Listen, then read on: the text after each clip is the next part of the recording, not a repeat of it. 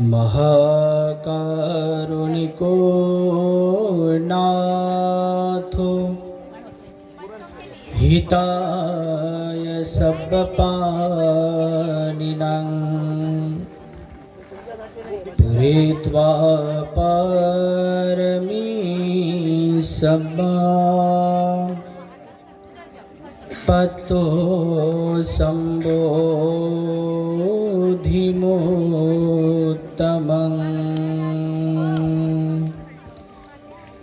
इति न सच्चवज्जेन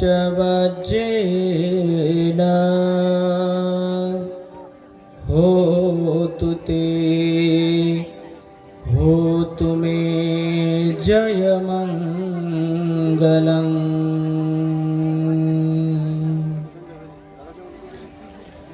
शील समाधी प्रज्ञेचे उद्गाता महाकारुणिक तथागत भगवान बुद्ध तथागताचा पावन पवित्र असा सद्धम्म,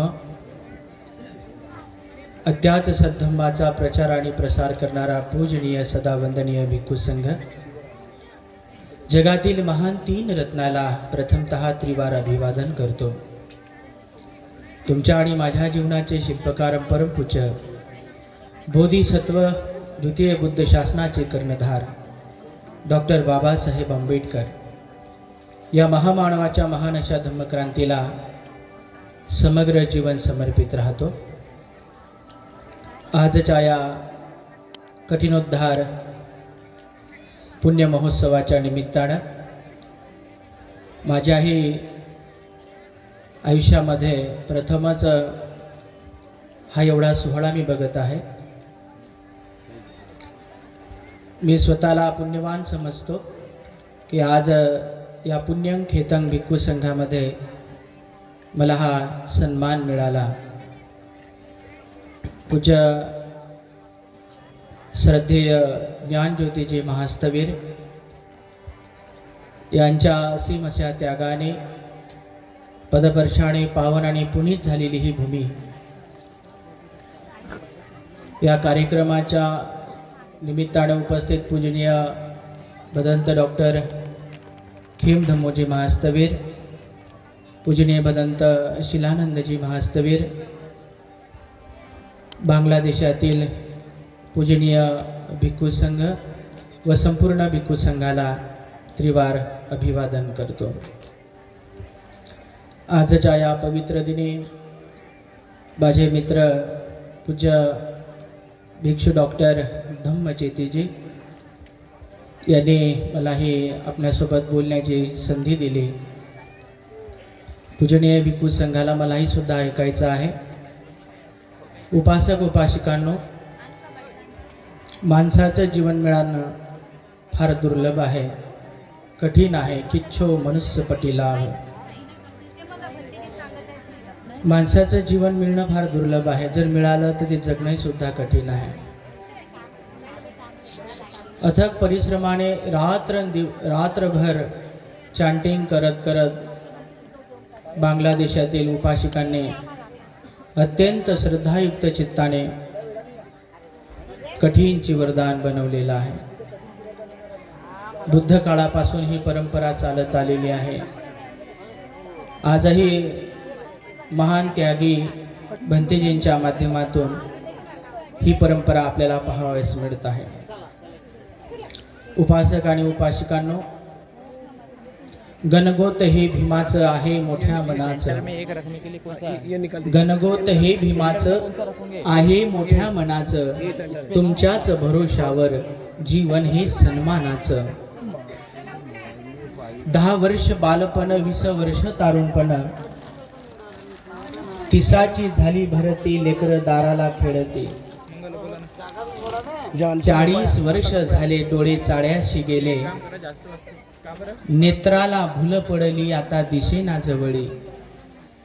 50ची झाली भरती, हाले दाताच्या पंगती, सारे ढवळे केस होती त्याला मथारा म्हणती। 60 बुद्धी झाली नाठी, हाती घेऊन या काठी, वस वस लागे पाठी, पाहून हसती कारटे। 70ची झाली रचना, बसल्या जागी हलवेना, बसता का उठवेना, मग दिसे दैनवाना। चारा विसा मिळून अंसी पुरा झाला हा अपेसी जीवन वेगळच भासी मग कैसा दिससी नव्वदीत पडता पूज्य आता अवघ झालं तुझं आणि जर का म्हणशील माझं माझं संग कोणी नाही तुझं. आपल्यासोबत काय येतंय? आपण केलेले कुशल कर्म, आपण केलेले पुण्यकर्म. जीवनभर आपण जर काही दान दिलं नाही तर आपल्याला सरते शेवटी महादान करावं लागतं.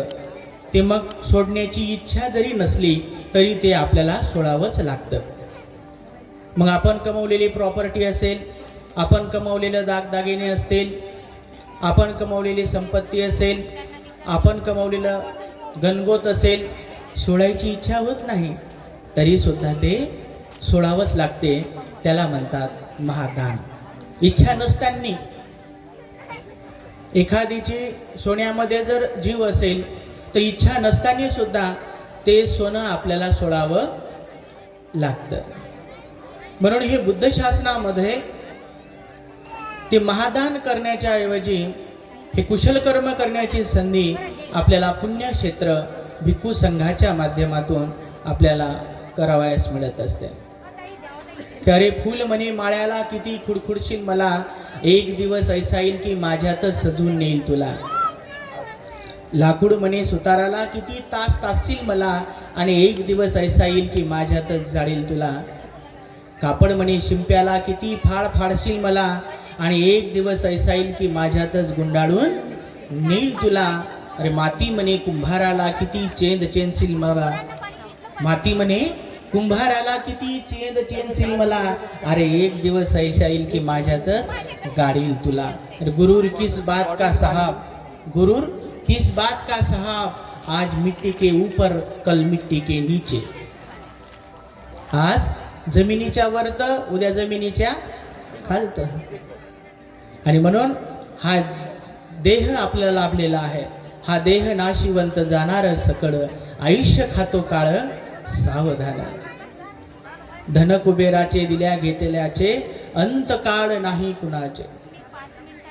आणि म्हणून उपासक उपासिकांनो, ही खूप महान संधी आपल्याला मिळालेली आहे.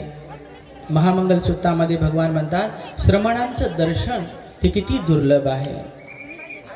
आपल्याला कोणाचंही दर्शन कुठेही भेटून जाईल. इच्छा नसताना कोणी आपल्या डोळ्यासमोर नाही पाहिजे तरी ते सुद्धा आपल्याला त्याचं दर्शन होऊन जाते. आपण म्हणतो मेलाच नाही अजून, आणि मेलीच नाही, आणि कालच तर दिसली, आणि बाजारातच तर दिसली. हे दर्शन कोणाचं कोणाला कधी पण मिळू शकते, परंतु श्रमणांचं दर्शन किती दुर्लभ आहे. समनानच सदस्सनं, श्रमणांचं दर्शन. आणि आज पूज्य भंतेजींच्या माध्यमातून आपणा सर्वांना होत आहे. म्हणून उपासक उपासिकांनो, आजच्या या पवित्र अशा दिनी, शुभ दिनी, शुभ मंगलमय प्रसंगी तुम्हा सर्वांच्या प्रती सद्भावना व्यक्त करतो. पूजनीय भिक्खू संघाला विनम्र असं अभिवादन करतो. काया वाचा चित्तानं माझ्याकडून काही अपराध झाला असेल, पूजनीय भिक्खू संघ मला माफ करो. पूजनीय भिक्खू संघाच्या सदैव सेवेमध्ये राहून कृतज्ञता व्यक्त करतो. तुम्हा सर्वांच्या प्रती सद्भावना व्यक्त करतो. पूज्य धम्मचेती भंतेजीने मला ही संधी दिली, त्यांच्या प्रती सुद्धा खूप खूप मैत्री व्यक्त करतो. सर्वांचं मंगल हो, सर्वांचं मंगल हो.